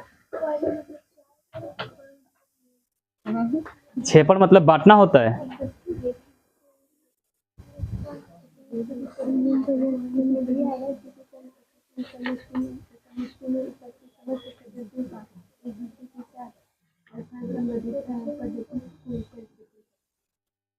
स्थान संबंधित पद्धति। अच्छा, स्थान संबंधी पद्धति। वही अगर सदस्य कम है, अगर हमारे पास एक 1 BHK हाउस है और हम लोग 2 लोग हैं, एक कमरे का घर है, एक किचन है, एक वॉशरूम है और एक हॉल है, तो एक फैमिली आराम से रह सकती है। अगर वहीं हम क्या कर दें कि उसमें एक और फैमिली ऐड कर दें, मतलब एरिया कम हो, सदस्यों की संख्या क्या हो, ज़्यादा हो, एरिया ज़्यादा हो, सदस्य अलग अलग बिखरे हों। कहने का मतलब कभी कभी पशु पक्षियों या जंतुओं का झुंड पूरे जंगल में बिखरा रहता है। मान लेते हैं यह पूरा का पूरा जंगल है, इस पूरे जंगल में एकदम समान दूरी पर बिखरे रहते हैं ना। या कभी कभी क्या होता है कि वह एरिया, जंगल तो पूरा है, कुछ उसी जंगल में कुछ ऐसे जीव और जंतु रहते हैं जो एक साथ झुंड बना के रहते हैं और अपने झुंड से कभी अलग नहीं होते हैं। एक वही जंगल है और उसमें कुछ विशेष प्रकार के जीव और जंतु रहते हैं जो पूरे जंगल में क्या है, फैले हुए हैं। उसी जंगल में एक जाति है जो एक निश्चित स्थान पर क्या है, उपस्थित है, पूरे जंगल में नहीं फैली है, यहीं पर डिफाइन है। इसी क्षेत्र में कुछ और लोग भी हैं, कुछ विशेष प्रकार के और लोग भी रहते हैं जो केवल आधे क्षेत्र में ही पाए जाते हैं। ठीक है, यानी एक भौगोलिक क्षेत्र में कोई समष्टि किस प्रकार निवास करती है। कभी कभी समष्टि के सदस्य पूरे एटमॉस्फेयर में या पूरे वातावरण में फैल जाते हैं, पूरे जंगल में बिखरे रहते हैं। ठीक है, कभी कभी उस पूरे जंगल में उनका केवल एक झुंड होता है, उन समष्टियों का एक क्या होता है, झुंड। अगर वह झुंड भ्रमण करेगा तो एक साथ ही भ्रमण करेगा, उसके एक भी सदस्य एक दूसरे से पृथक नहीं होंगे। क्लियर। अगर उसी जंगल में एक दूसरा जीव है जो अलग अलग रहता है, अपने झुंड से क्या रहता है, अलग रहता है, फिर उसी जंगल में कुछ ऐसे लोग रहते हैं जो आधे जंगल तक ही बिखर पाते हैं, फैल पाते हैं, बाकी आधे में नहीं जाते हैं। आप अगर चाहें तो इसे और एग्जाम्पल से भी समझ सकते हैं कि मान लेते हैं कि एक जंगल है जिसमें शिकारी जंतुओं का भी झुंड है, जैसे कि शेर रहता है, तो शेर अपने झुंड से अलग हो जाता है क्योंकि वह सबसे उच्च श्रेणी का मांसाहारी है, तो वह अपने झुंड से क्या हो जाता है, अलग हो जाता है और पूरे जंगल में भ्रमण करता है। उसी जंगल में अगर हम कहें कि भेड़ या हिरण का एक झुंड है, तो वह झुंड, हिरण का झुंड कभी अपने झुंड से एक हिरण बिखरेगी नहीं, पृथक नहीं होगी। वो जानती है कि अगर हम पृथक हुए तो हमारा क्या हो जाएगा, शिकार, तो वह अपने झुंड में ही रहती है। उसी झुंड में एक भेड़िया भी है, मतलब उसी जंगल में भेड़िया भी रहते हैं जो जरूरत के हिसाब से, यानी उनका दिमाग सबसे तेज होता है। इसका शिकार, अगर भेड़िया का शिकार शेर चाहे तो कर सकता है, लेकिन करता नहीं है क्योंकि उसे हिरण और बकरी आसानी से मिल जाती है। अगर उसे खाने में हिरण और बकरी नहीं मिलेगा तब शेर किसका शिकार करेगा, भेड़िया का। तो भेड़िया अपने हिसाब से उस जंगल में क्या रहता है, फैला रहता है। तो समष्टि में उपस्थित जो सदस्य होते हैं, उन सदस्यों का जो वास स्थान होता है कुछ इस प्रकार से होता है। कुछ पूरे जंगल में फैले रहते हैं, कुछ एक निश्चित स्थान पर होते हैं, कुछ आधे जंगल में क्या होते हैं, फैले रहते हैं। इस प्रक्रिया को ही समष्टि के सदस्यों का इस प्रकार विचरण करना ही क्या कहलाता है, परिक्षेपण। क्लियर। साफ साफ क्या था वो, हाँ, कुल कहानी छोड़ के साफ साफ बताई। क्या करे संगे रहा।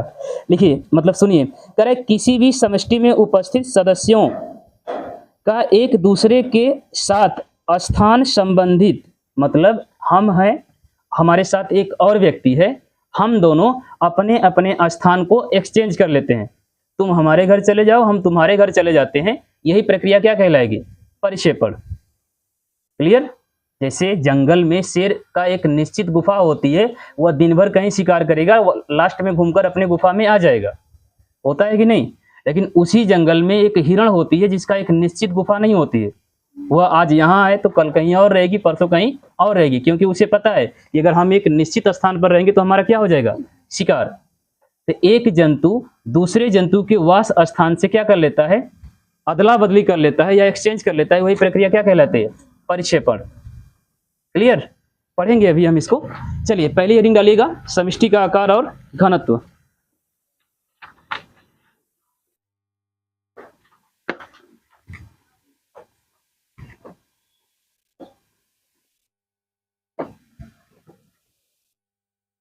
लिखिएगा, किसी स्थान पर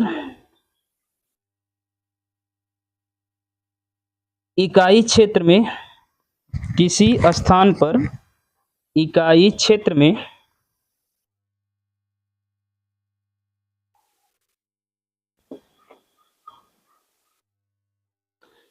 किसी स्थान पर इकाई क्षेत्र में निश्चित समय पर, इकाई क्षेत्र में निश्चित समय पर उपस्थित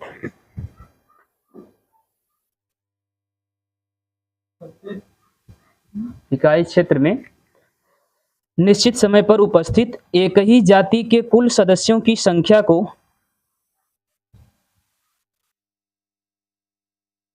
एक ही जाति के कुल सदस्यों की संख्या को समष्टि घनत्व कहते हैं।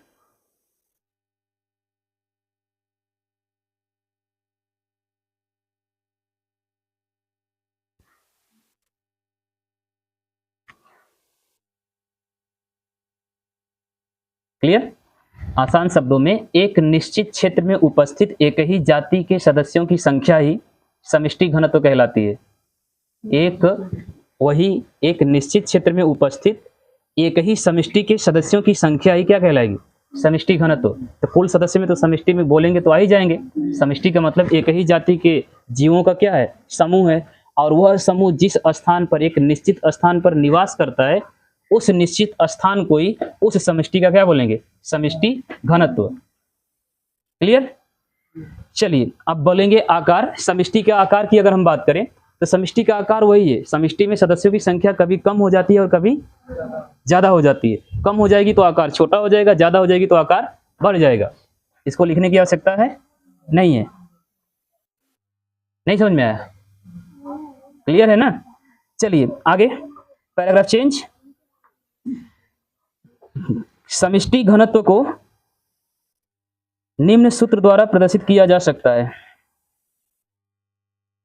समष्टि घनत्व को निम्न सूत्र द्वारा प्रदर्शित किया जा सकता है।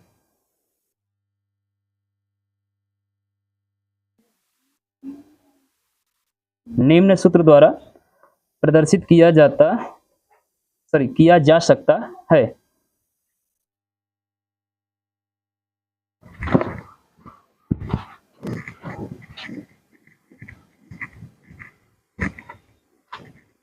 कौन सा सूत्र है भाई? घनत्व का सूत्र आप लोगों को पता होगा, क्या होता है? द्रव्यमान बटे, द्रव्यमान मतलब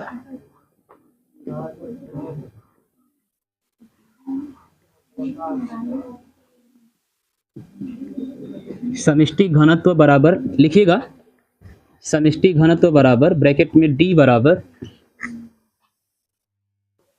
नंबर ऑफ स्पीसीज, जीवों की कुल संख्या, जीवों की कुल संख्या। अब ये तो शुरू ना हुआ।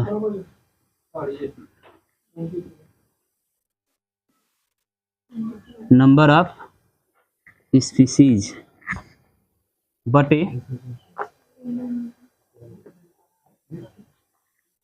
क्षेत्र, समष्टि में उपस्थित जीवों की संख्या।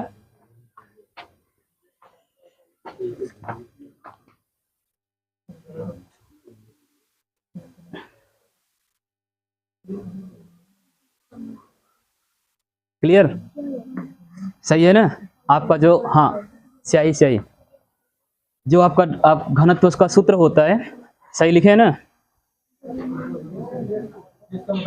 यस का मतलब क्षेत्र है। अच्छा यस का मतलब नहीं, एरिया आप गणित मत लगाइए।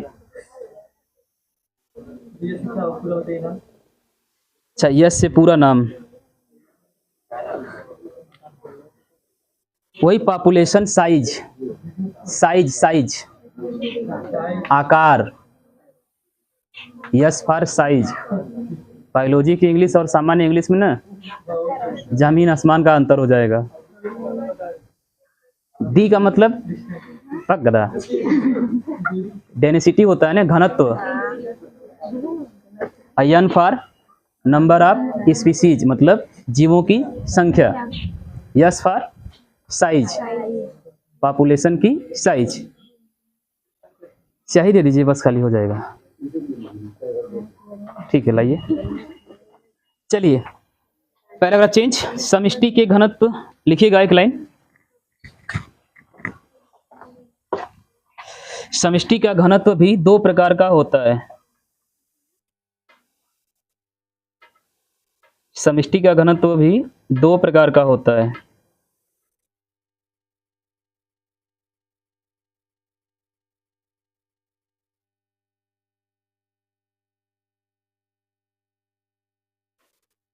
दो प्रकार का कैसे? अगर हम कहें कि हम आपको एक निश्चित क्षेत्र देते हैं जहां पर आप अपने जाति के साथ निवास करिए, ठीक है, एक निश्चित एरिया हम आपको मान लेते हैं कि 20 बाई 30 का एक कमरा दे दिए और हमने बोला कि आप अपने पूरी प्रजाति के साथ उसमें निवास करिए। सपोज आप फैमिली नहीं यार, पूरे लड़के एक कमरे में पैक हो गए, 20 बाई 30 का एक कमरा है, और वैसा ही कमरा हमने एक लड़कियों को भी दे दिया कि लड़कियां एक अलग कमरे में, लड़के एक अलग कमरे में, लेकिन लड़कियां सभी पतली पतली और लड़के सभी मोटे मोटे हैं। अच्छा उल्टा हो गया, लड़कियां मोटी मोटी है, लड़के पतले पतले हैं। तो अब हमको ये बताइए घनत्व तो किसका ज्यादा होगा? एरिया तो दोनों का बराबर है ना, लेकिन साइज में थोड़ा अंतर है, तो घनत्व तो किसका ज्यादा होगा? लड़कियों का घनत्व तो ज्यादा होगा। फार्मूला तुम्हारे सामने है।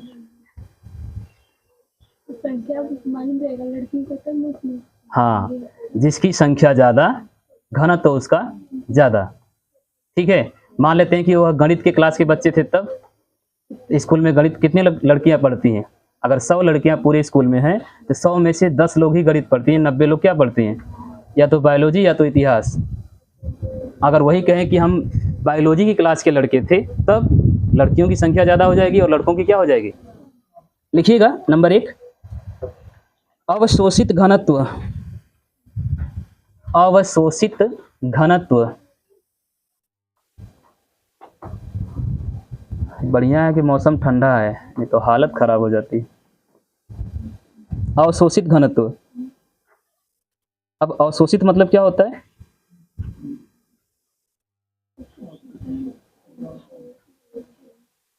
लिखिएगा, यह घनत्व कुल क्षेत्र की प्रति इकाई का होता है।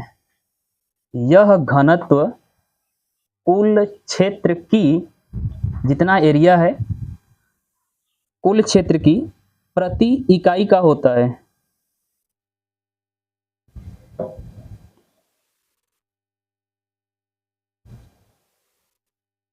मतलब जो भी आपको कमरा दिया गया है 20 बाई 30 का, उस पूरे 20 बाई 30 के कमरे का जो क्षेत्रफल है, मतलब एरिया है, उस एरिया में, उस कमरे में उपस्थित जो भी सदस्य हैं, उन सदस्यों से क्या करिए? डिफाइन करिए, भाग करिए।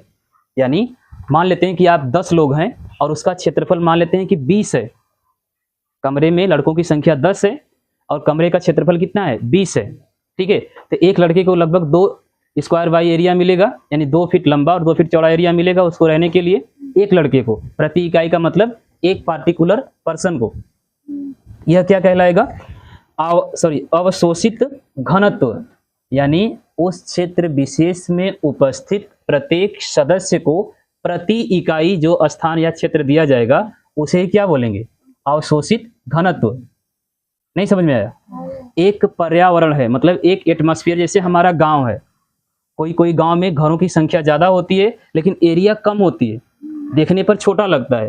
किसी किसी गांव में घरों की संख्या कम होती है लेकिन एरिया बड़ा होता है। अब जिसका एरिया बड़ा है, घरों की संख्या कम है, उसका घनत्व क्या होगा? ज़्यादा होगा या कम होगा? जब घरों की संख्या कम है, नंबर ऑफ स्पीसीज की संख्या क्या है? कम है, तो घनत्व कम है। और जब इसी की संख्या ज़्यादा हो जाएगी तो घनत्व क्या हो जाएगा? ज़्यादा। क्लियर? चलिए आगे सेकंड, मतलब अगली हेडिंग डालिएगा। पहला हो गया ना अवशोषित घनत्व, सेकंड करिएगा पारिस्थितिक घनत्व, विशिष्ट या पारिस्थितिक घनत्व।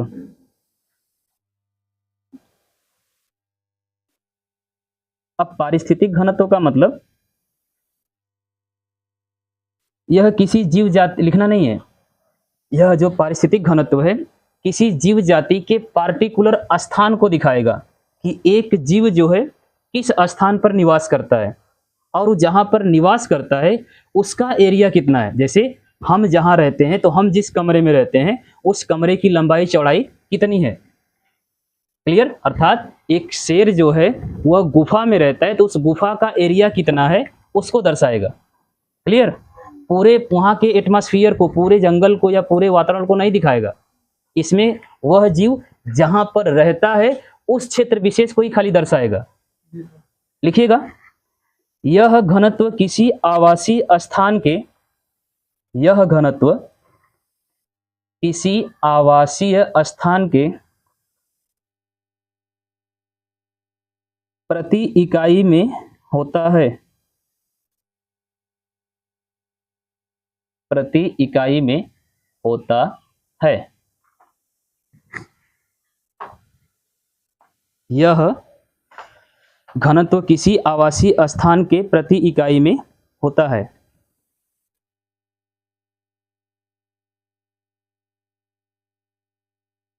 हमको भी थोड़ा अजीब लग रहा है, एक तरफ ही खड़ा है एक तरफ तुम लोग हो।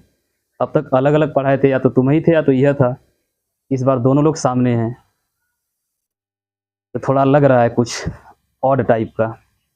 हालांकि आदत दोनों की है लेकिन अलग अलग टाइम पर है। अब दोनों एक साथ हो जाए तो फिर कुछ तो रहेगा ना। नहीं मतलब अब छोड़ो, जाने दो। अगली हेडिंग जन्म दर। जब शादीशुदा हो जाओगे तब समझ में आएगी ये वाली फीलिंग, तब वो ना आई, पता चले एक तरफ घर वाली एक तरफ बाहर वाली तो फिर हाँ। जन्म दर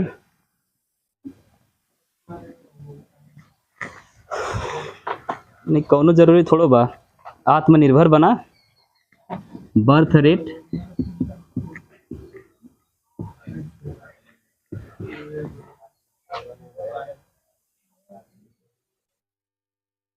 या इसे क्या लिख सकते हैं, नेटलिटी।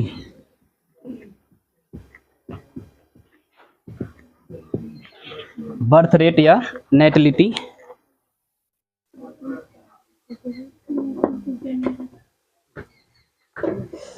अब हमको ये बताइए भैया कि जन्म दर किसे कहते हैं।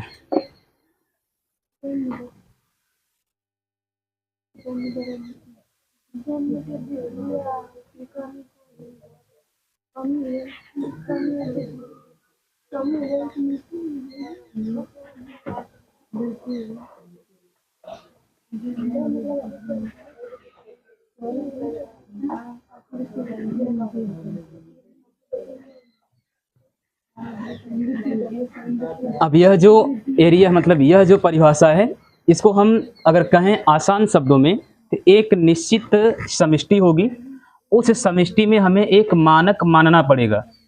जैसे पहले से हम मान लेंगे कि जैसे 100, 1000, 10,000, 20,000 कुछ एक एरिया मान लेंगे। जैसे अगर हम बात करें अपने मानव की तो हम लोगों का जो जन्म दर या लिंग अनुपात होता है किस आधार पर काउंट किया जाता है, या जनसंख्या जब हम गिनते हैं तो उस जनसंख्या में लिंग अनुपात को भी काउंट करते हैं। तो लिंग अनुपात जब हम गिनते हैं तो किसको मानक बनाते हैं, 100 को बनाते हैं या 1000 को बनाते हैं। तो आप बोलचाल की भाषा में ही सुने होंगे कि अगर जहां पर 1000 पुरुष होते हैं, उनकी अपेक्षा 2011 के अनुसार उनके अपेक्षा 943 महिलाएं हैं। जब भारत में जनगणना हुई थी 2011 में, तो वहां पर मानक 1000 को बताया गया था। तो उसी के अनुसार हम लोग यहाँ बर्थ रेट को भी निकालेंगे और इसी के अनुसार हम डेथ रेट यानी मृत्यु दर को भी काउंट करेंगे। मतलब एक पार्टिकुलर एरिया में उपस्थित 10,000 लोग हैं या 10,000 मानव प्रजाति है या मानव की जनसंख्या 10,000 है, उन 10,000 लोगों में नए शिशुओं के उत्पन्न करने की क्षमता है। अगर मानव है तो बच्चा पैदा करेगा, तो 10,000 लोगों में से एक वर्ष में 10,000 लोगों का एक ग्रुप है या एक समूह है, उस समूह में एक वर्ष में कितने शिशु उत्पन्न हुए, कितने शिशु उत्पन्न हुए। अगर पैदा होने वालों की संख्या ज्यादा है, मरने वालों की संख्या क्या है, कम है, तब तो उस प्रक्रिया को हम बोलेंगे जन्म दर। अगर पैदा होने वालों की संख्या कम और मरने वालों की संख्या क्या हो गई, ज्यादा हो गई, उसे क्या बोलेंगे, मृत्यु दर। यानी दोनों के लिए हम 1000 को ही मानक बनाएंगे और उसमें हम बताएंगे, जैसा कि बुक में लिखा है, कह रहा है कि मानव के लिए जन्म दर को प्रति वर्ष प्रति 1000 सदस्यों पर उत्पन्न दर को ही, मतलब एक वर्ष में 1000 मानव जाति से प्रति वर्ष कितने नए सदस्य उत्पन्न होते हैं, उसे ही क्या कहते हैं, जन्म दर। यानी कहने का मतलब मानव का जो गर्भकाल होता है वह लगभग 9 महीने का होता है। तो लगभग अगर 5 से ज़्यादा है तो 10 हम काउंट कर लें। अगर वर्ष की बात करें तो एक वर्ष में 12 ही होता है, तो लगभग 1 साल के बराबर ही है। मानव का गर्भकाल लगभग 1 साल के बराबर है। एग्जैक्ट तो 9 महीने का होता है, लेकिन लगभग हम मान लेंगे कि 1 वर्ष का है। अब 10,000 मानव हैं, उस 10,000 मानवों में से एक वर्ष में कितने नए सदस्य उत्पन्न हुए। क्लियर। अब 10,000 है तो 10,000 तो उत्पन्न होंगे नहीं, कम ही होंगे ना। अब कम होंगे कि ज्यादा होंगे वो बात की बात करेंगे, लेकिन हम बात करेंगे जन्म दर की। तो प्रति 10,000 सदस्यों में नए सदस्यों के उत्पन्न होने की क्रिया या प्रतिक्रिया को ही क्या बोलेंगे, जन्म दर। लिखिएगा,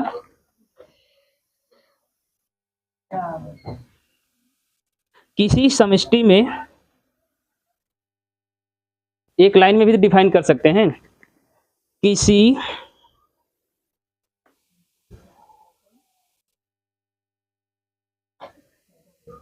समष्टि में नए जीवों के उत्पन्न होने की दर को, किसी समष्टि में नए जीवों के उत्पन्न होने की दर को ही, किसी समष्टि में नए जीवों के उत्पन्न होने के दर को ही जन्म दर कहते हैं। एक समष्टि है, उस समष्टि में जो भी नया सदस्य या मेंबर उत्पन्न होता है, उसी प्रक्रिया को क्या बोलते हैं, जन्म दर। क्लियर। एक समष्टि में नए सदस्य उत्पन्न हो रहे हैं, उन्हीं नए सदस्यों के उत्पन्न होने की प्रक्रिया क्या कहलाएगी, जन्म दर। क्लियर। यह 2 प्रकार की होती है। Paragraph change. यह 2 प्रकार की होती है। यह 2 प्रकार की होती है।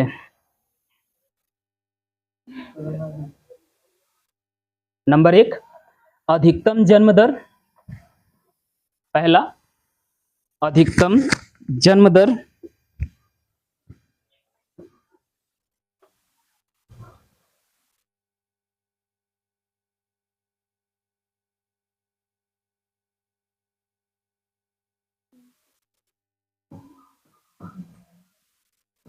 क्लियर। अब अधिकतम जन्म दर किसे कहते हैं, सुनिएगा।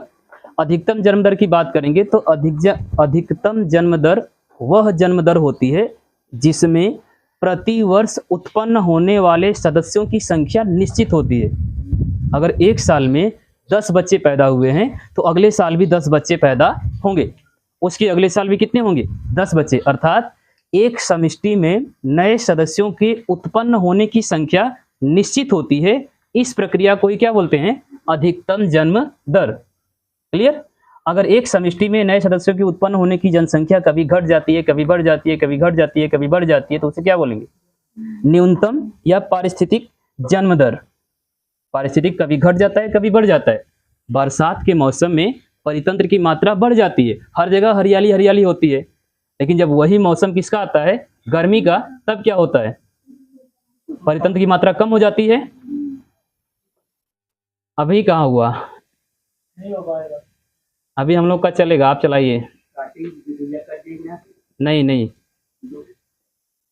हम पहले से बात किए थे कि हम लोग 6 बजे तक चलेंगे। पूछ लीजिए, पढ़ेंगे वो वाला क्लास? आज अभी बायोलॉजी ही पढ़ेंगे। अच्छा, तो हिंदी नहीं पढ़ेंगे सर? काहे नहीं पढ़ेंगे? बारिश चल रही है। तो इतना जल्दी काहे छोड़ दिए? अभी कै बजा? मुझे छोड़ने नहीं, 9 जो वाले बच्चे भी आ गए थे। अब वहीं तो 3:30 ना बजा। उस समय जो है कि बच्चे वो आ गए थे। कम से कम आधा लेसन हम लोग कवर कर लें यार। अभी तो कहाँ पहुँचे, दुइये हेडिंग अभी पहुँचबे किए। 46 हो रहा है। हाँ, तो 4:30 बजे छोड़ देंगे। चलिए, तब तक वो हिंदी पढ़ा रहे हैं।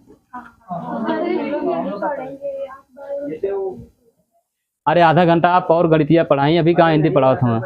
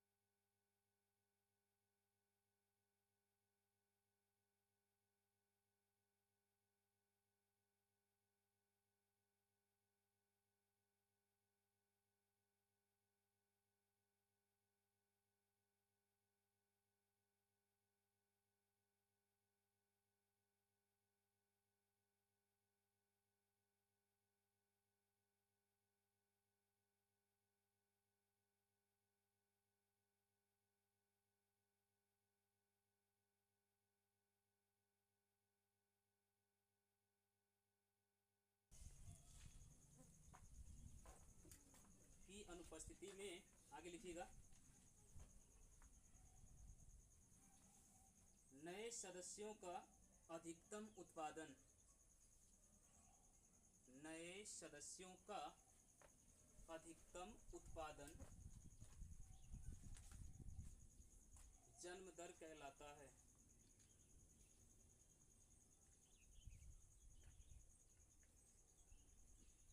अधिकतम उत्पादन जन्म दर कहलाता है।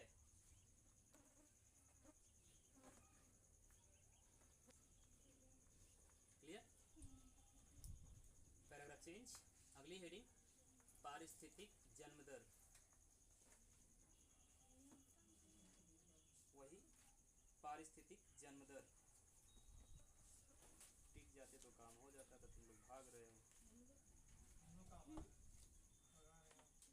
हम कहाँ भगा रहे हैं, हम तो पढ़ा ही रहे हैं। चलिए, इसको एक लाइन में लिखिएगा, किसी भी समष्टि के लिए वास्तविक जन्म दर ही, किसी भी समष्टि के लिए वास्तविक जन्म दर ही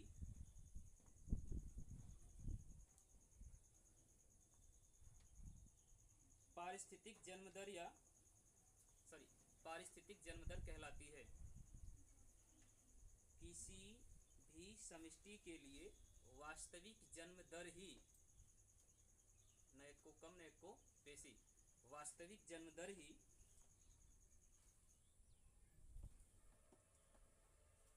पारिस्थितिक जन्म दर कहलाती है।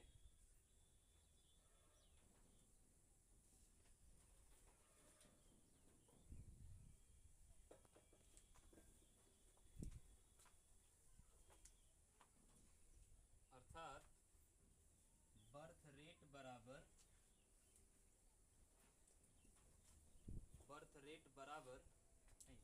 Small N.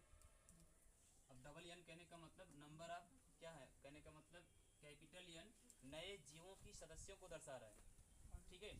और स्मॉल एन जो है, अरे तो आधा घंटा और रोक सकते थे सर। नहीं तो आगे दिक्कत होगा, फिर इनों का क्लास मिलेगा तो फिर क्या फ़ायदा, मतलब हम इसीलिए बुलाए थे कि हम पढ़ा लेंगे कम से कम आधा लेसन आज, आधा लेसन अगले संडे को। तो अभी साहब किताब लेके आ रहे हैं तो कह रहे हैं कि हिंदी क्लास चल रही है। चलिए ठीक है, तो आप पढ़ा लीजिए जब तक पढ़ाना। तो इनका हिंदी का क्या होगा, इनके हिंदी का क्या होगा भैया? रोज क्लास छूटेगा तो क्लास। बस 2-4 मिनट रोकिए, हम छोड़ रहे हैं, यही टॉपिक खत्म करके छोड़ रहे हैं। लिख लीजिए वो बर्थ रेट बराबर समष्टि में जीवों की सदस्यों की संख्या कैपिटल एन, उसमें पहले से जो लोग हैं उनकी संख्या, स्मॉल एन मतलब जो बच्चे पैदा हो रहे हैं उनकी संख्या, कैपिटल एन उस समष्टि में। अभी हम लिख दे रहे हैं पूरा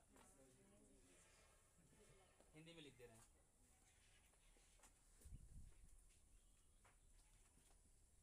डेल टी करके capital N small N T और डी, यह हो जाएगा जन्म दर,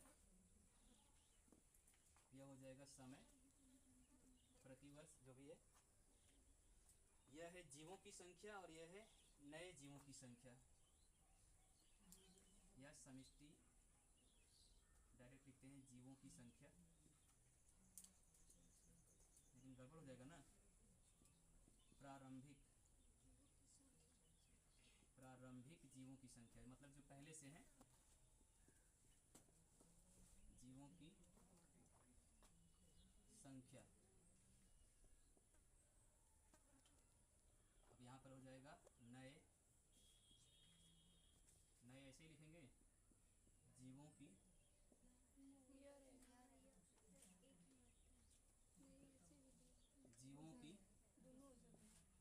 संख्या, ठीक है।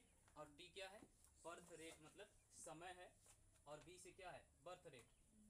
यह एक सूत्र बनेगा जन्म दर का। अगर निकालना हो कि जन्म दर क्या है, तो भाई समय तो हमें पहले पता होना चाहिए कि 1 वर्ष का निकाल रहे हैं कि 2 वर्ष का निकाल रहे हैं। 1 साल का निकाल रहे हैं तो एक कितने जीव हैं वहाँ पर 1 साल में, मतलब हमारे परिवार में 1 साल में कितने लोग रहे, और 1 साल बाद कितने नए लोग आए। जो नए लोग आए और जो पुराने हैं उन दोनों का गुणा कर देंगे, समय और पुराने सदस्यों की संख्या से गुणा करके इसके गुणनफल में इससे क्या कर देंगे, भाग दे देंगे, तो बर्थ रेट क्या हो जाएगा, निकल के आ जाएगा। मतलब हम बात करें कि हमारे गांव में इस समय नवजात शिशुओं की संख्या ज़्यादा है। आज से 1 साल या 5 साल पहले हमारे गांव में सदस्यों की संख्या 40 थी, केवल 40 लोग थे। हम किसकी बात करें, 5 साल पहले की। यहाँ पर समय कितना है, 5 साल पहले की हम बात कर रहे हैं, सदस्यों की संख्या 40। वर्तमान में सदस्यों की संख्या पहले तो 40 ही थी तो 40 ही रखेंगे, लेकिन नए सदस्यों की संख्या भी तो यहाँ काउंट करेंगे। मान लेते हैं कि वर्तमान में इनकी भी संख्या 40 है, पहले 40 थे, इनकी भी संख्या 40 है, तो 40 गुणे 40 कर देंगे। और 5 साल पहले हमारे गांव की संख्या 40 थी, तो 40 गुणे 5 भागे, मतलब 40 गुणे 5 और ऊपर 40 गुणे 40, ये हो जाएगा कितना, 4 चौका 16, 1600, और नीचे हो जाएगा 5 चौको 20, 2000 भाग कर लेंगे। क्लियर, तो वहाँ से निकल के आ जाएगा आपका क्या, बर्थ रेट। अगली हेडिंग डाल के छोड़ दीजिए, मृत्यु दर।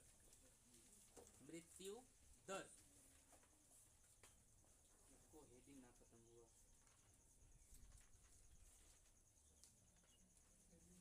मृत्यु दर। ठीक है, आज के लिए इतना ही, बाकी समय मिलेगा तो लास्ट में।